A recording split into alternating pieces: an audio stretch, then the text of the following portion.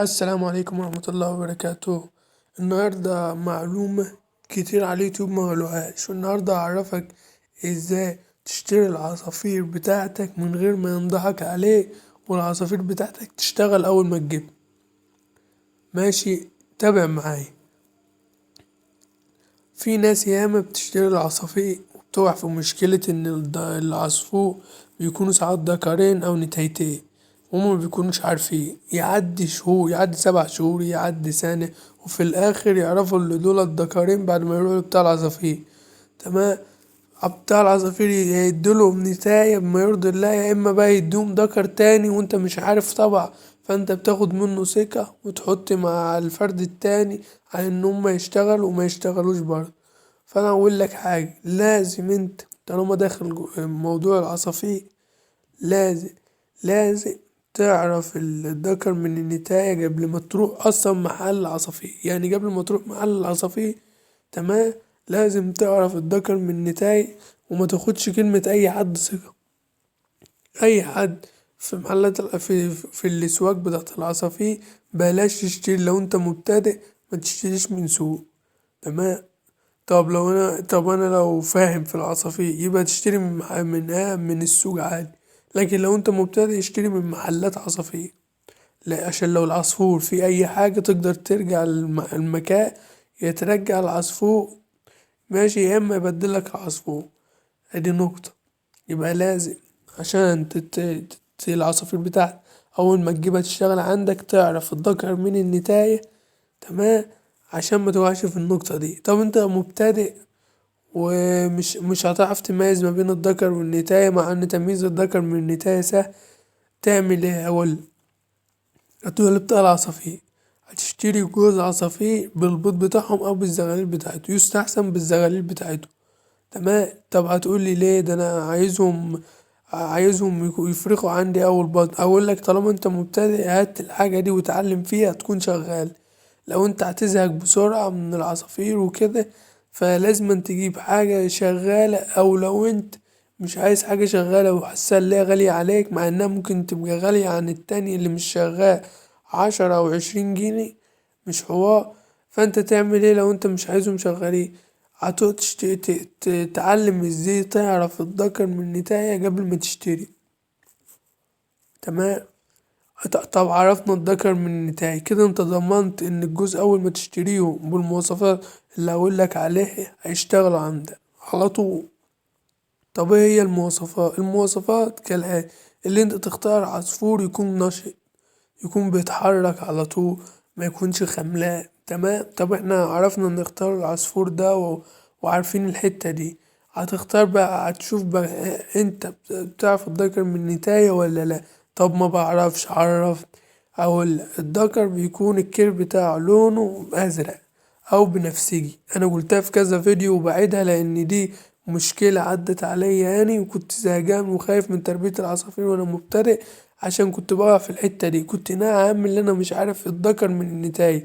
فانا دلوقتي بسهلها لك وبقول لك الذكر بيكون الكير بتاعه لونه ازرق. الكير اللي هو المناخير بتاعته كده، يا لونها ازرق يا لونها بنفسجي. ده الذكر.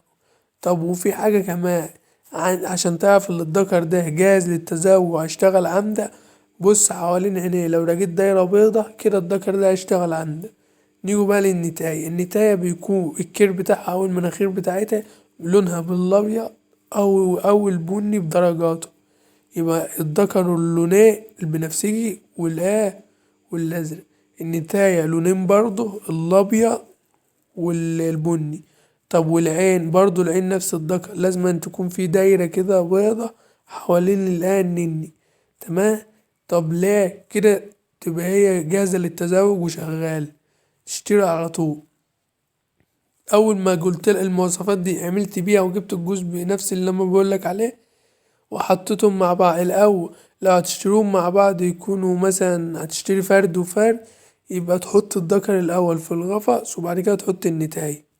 طب ليه كل الكلام اللي انت بتقوله ده؟ عشان كده، عشان تضمن ان الجزء اللي انت هتشتريه ما اللي انت هتختارهم بنفس المواصفات اللي انا قلت عليها هيشتغلوا عندك وانت مغمض عينيك.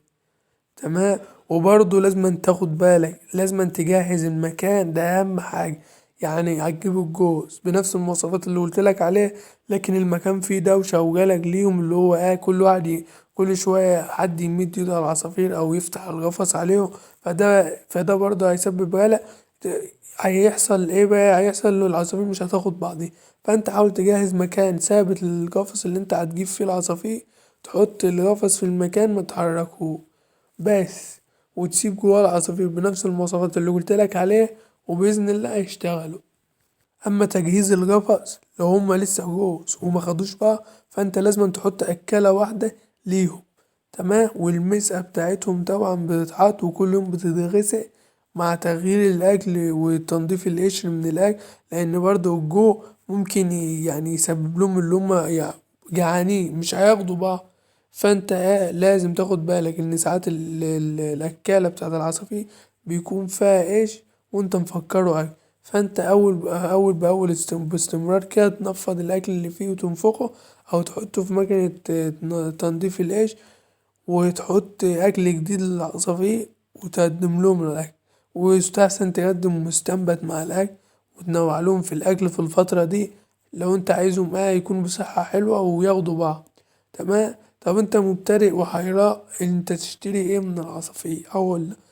لو انت مبتدئ ومعندكش خبرة في اي حاجة، تمام، لازم الاول تعرف الذكر من النتاية زي ما انا قلتلك، وابدأ بالبادجي او الاسترالي زي اللي في الفيديو دي.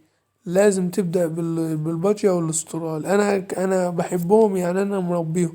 اللي ربيت كوكتيل بس يعني ما حبيتوش قد كده، بس ان شاء الله هصور لكم كوكتيل. عندي كوكتيل. فلازم لو انت مبتدئ تربي البادجي الاول او الاسترالي.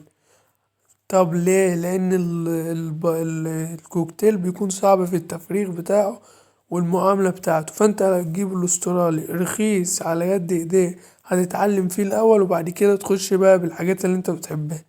لكن هتخش بالحاجات اللي انت بتحبها وهي بفلوس فهتزعلك. فانت تبدأ بالاسترالي او البادجي الاول وتتعلم فيه وتحترف في الفرخ بتاعه، يبقى تخش في الكوكتيل بقى او النوع اللي انت حابب تربيه، مفيش خوف.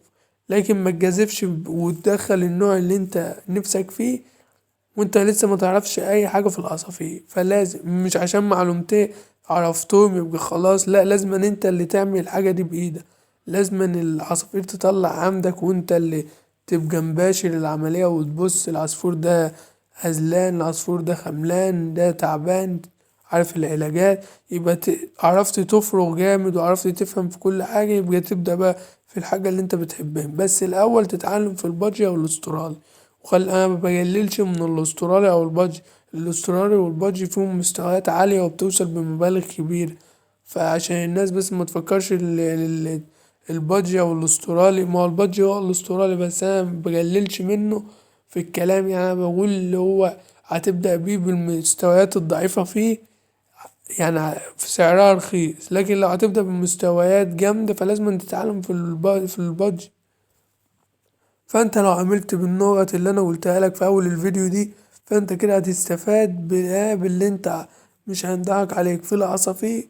والعصافير اول ما تجيبها عندك هتشتغل على طول، بس هي يعني هتاخد فترة من اسبوع لاسبوعين وبعد كده تشتغل ان شاء الله، تمام. وما تستعجلش على العصافير بتاعتك، تمام، لأن كتر الاستعجال هيخليك تزهق من العصافير وتكره تربية العصافير. وهتبدأ بقى لا توكلهم ولا تراعيهم. فلا، حب العصافير بتاعتك واصبر عليهم وهم هيشتغلوا. بس الأول اللي تعرف الغلط اللي انت بتعمله عشان ما تعملهوش، لأن الغلط بيكون عندك والذنب ميكونش عند العصافير. فانت عالج الغلط اللي عندك، اللي انت تعرف ازاي تربي العصافير. وبعد كده بقى لو فيهم غلط بقى العصافير ذات نفسها يتبعها، يا تبطل عصافير زي ما انا قلتلك.